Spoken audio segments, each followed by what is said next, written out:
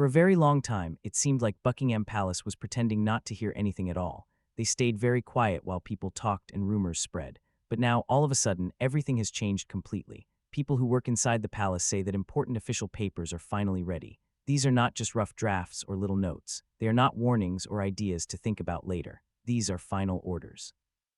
These orders are going to change the future forever for two little children who never asked to be part of this big fight. Those children are Archie and Lilibet. According to people who know about these secret papers, the message written inside them is very simple and very hard. The message says that their claim to being royal is gone. It is not just paused. It is not being looked at. It is gone for good. As soon as those words were written down on paper, the silence from the palace started to make sense. The king and his team were not ignoring the problem. They were just waiting. They were calm and patient. They were absolutely sure that the rule book would be more powerful than anything Meghan and Harry said on TV. But to understand why the royal family made such a cold and final choice, we have to look at a very old book. This book was written a long time ago, way before Meghan, Harry, or their children were even born. It is a rule book that has controlled the royal family tree for more than 100 years. The year was 1917. The whole world was fighting in a big war. Giant empires were falling down. The British monarchy was trying very hard to stay safe. They wanted to protect themselves from confusion and people pretending to be royals. So the king at that time, King George V, did something that no king had done before him. He wrote down strict laws about exactly who is allowed to be called a prince or a princess. He did not just tell it as a story. He made it a real law. His paper was called the Letters Patent.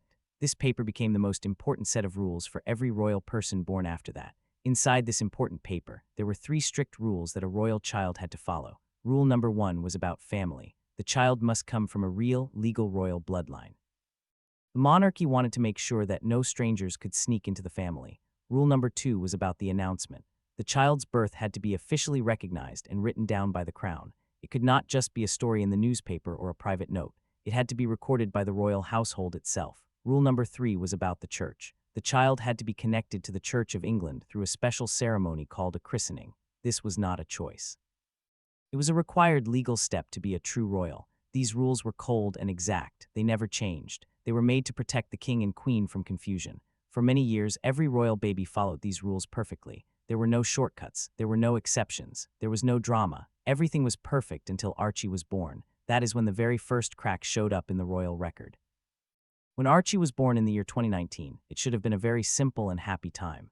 Usually, a royal birth is a joyful event. You expect to see smiling parents and a cute new baby being welcomed into history books. At the very beginning, that is exactly what it looked like. Everyone seemed happy, but deep inside the legal paperwork, something strange was happening.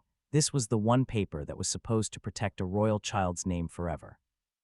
Originally, Archie's birth certificate listed his mother in the normal way. It said her name was Rachel Meghan Markle. That is her real name, and everything looked correct and normal. But then, a little while later, the paper was changed. It happened quietly and suddenly. Nobody gave a clear reason why. Meghan's real name was taken off the paper completely. It was erased. Instead of her name, they put a fancy title, Her Royal Highness, the Duchess of Sussex. This was very odd. Usually, birth certificates are locked tight. You cannot change them like you change a school essay or a picture on the internet. They are supposed to stay the same forever. So when this change happened, people inside the palace got very worried. It set off alarm bells. Meghan said that the palace forced her to change it, but the helpers at the palace said that Meghan was the one who asked for the change. Both sides blamed the other side. Nobody ever gave a final answer that everyone agreed on. But to the king and the monarchy, the reason didn't matter as much as the result. What mattered was that a royal record had been changed. It had been altered. In the world of royals, once a record has doubt attached to it, that doubt turns into a crack in the foundation. A crack like that can spread. It can grow bigger and bigger. Eventually, a crack like that can make the whole system fall down. By the time Lilibet was born in 2021, the palace had learned a very powerful lesson. They learned that staying silent can be louder than shouting. When she was born, the world expected to see the same things they always saw for a royal baby. People expected to see royal doctors waiting at the hospital. They expected official announcements coming from the gates of Buckingham Palace. They expected photographers ready to take pictures of the newest member of the family. But none of those things happened, not even one. Instead, the news of Harry and Meghan's daughter came from thousands of miles away. It came in a happy press release from sunny California. It was a modern message. It was friendly and nice. It was picture perfect, but something very important was missing. Actually, someone was missing. The crown was missing. There was no royal stamp or seal on the announcement. There was no confirmation from the palace. There was no formal record written in the big book. No official royal witness was there to see it. To people who study royal rules, this was a huge deal. It was not a small mistake. It was a signal. It was a quiet message sent without saying a single word. The message meant, we are not claiming this child. For hundreds of years, royal births were treated like big history ceremonies. Every little detail was important. It mattered where the baby was born. It mattered who the doctors were. It mattered how the king recorded it. These steps were not just old habits. They were the monarchy's way of saying, this child belongs to our history. But with Lilibet, none of those steps were followed. To normal people, it just looked like she was born in America instead of England. But to the palace, it was much bigger. A royal child was introduced to the world without the king being involved. This made her the first person in the Windsor family in modern times to be born outside of the royal record. Inside Buckingham Palace, they did not think this was an accident. They saw it as a choice. It was a break from the path that every other royal baby had walked for more than 100 years. The quiet rejection had started. If the way she was born caused some confusion, what happened next caused real alarm. A few months later, Meghan shared the news that Lilibet had been baptized in California. She talked about it in a very warm way. She spoke about the ceremony, the joy, the photos, and how special it was. But behind the walls of the palace, the reaction was very different. For royal children, a baptism is not just a nice family party. It is one of the most important rules from the 1917 rule book. It is the moment when the child is formally tied to the Church of England. It connects them to the crown and to hundreds of years of tradition. It is a legal marker, just as important as a birth certificate. But according to people who know about church records, Lilibet's baptism in California was never registered with the Church of England. To her parents, it was a beautiful celebration of love. But to the monarchy, it was a ceremony that did not exist on paper. In the royal world, this is a very big problem. It is a structural issue. If a child does not have a recognized christening in the Church of England, they are considered to be outside of the official record. It does not matter how nice the ceremony was. Inside the palace circles, they saw this as a mistake that could have been avoided. They saw it as a mistake that could not be fixed. The crown saw it as breaking the rules. They did not blame the child, they blamed the parents. Instead of making Lilibet's connection to the royal family stronger, this event did the opposite.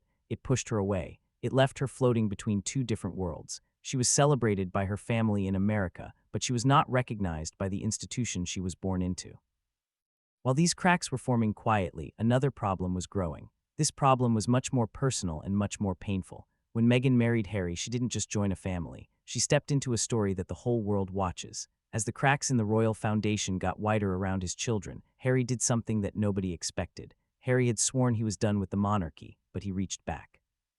According to people who know about private conversations, Harry made late-night phone calls to the very place he had walked away from.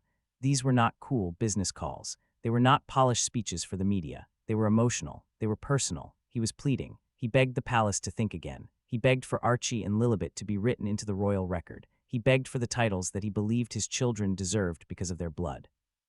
To Harry, this wasn't about being famous or having a brand. It was about legacy. Legacy was the one thing he thought he could protect. Even after he quit his job as a royal, he believed he could leave his royal duties behind but still raise royal children. But every time he tried to explain this, he hit a wall. He hit a wall that would not move.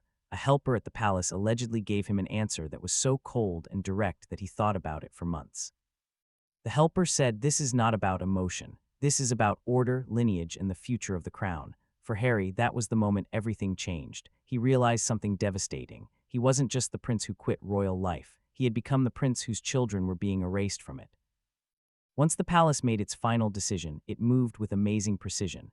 There were no cameras, there were no press conferences, there were no dramatic statements from the king. It was just quiet, steady action. This is the kind of action the crown is famous for. According to insiders, the consequences were not gentle. They were not temporary. They were not up for debate. This was the full list of what Archie and Lilibet allegedly lost. They lost royal titles, no prince or princess. They lost ceremonial roles. They lost official duties. They lost public honors. They lost their place in the line of succession. Their names were removed or blocked from the legal order. They lost security paid for by the crown. Their safety was now entirely up to their parents. They lost their permanent record in the royal archives. The history books that last for hundreds of years will no longer include them. In the world of royalty, titles are not just fancy words. They are keys. They open doors to history. They tie a child to their ancestors. They guarantee a place in a story that is bigger than any one person. Without those keys, a royal child becomes just an ordinary person, and that is exactly what the palace's final orders did. They stripped away everything that connected Archie and Lilibet to the Windsor family legacy. It wasn't done for revenge. It wasn't done as punishment. It was done as protocol. The monarchy had acted, and nothing would ever be the same again. In the end, Buckingham Palace never shouted. They never argued. They never tried to talk louder than the interviews, podcasts, or documentaries. They didn't need to shout. The monarchy has always understood that its greatest power is silence. Silence is not empty. Silence is a strategy. Silence is the crown's way of saying everything without saying a single word. For years, the palace watched from far away. They were quiet, still, and patient. They watched Meghan build her image as a royal mother.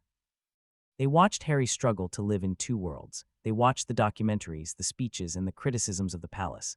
They watched all of it without answering back. The monarchy knew something that the rest of the world forgot. Real power is not proven with noise. Real power is proven with finality. When the time was right, the crown acted. They acted with the cold precision of an institution that is older than empires. They erased titles. They rewrote records. They removed names from history's path.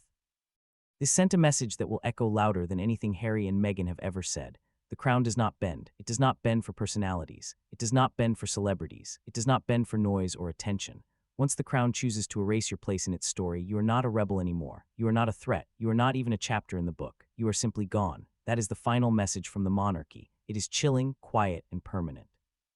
It leaves one last truth hanging in the air. Archie and Lilibet will grow up loving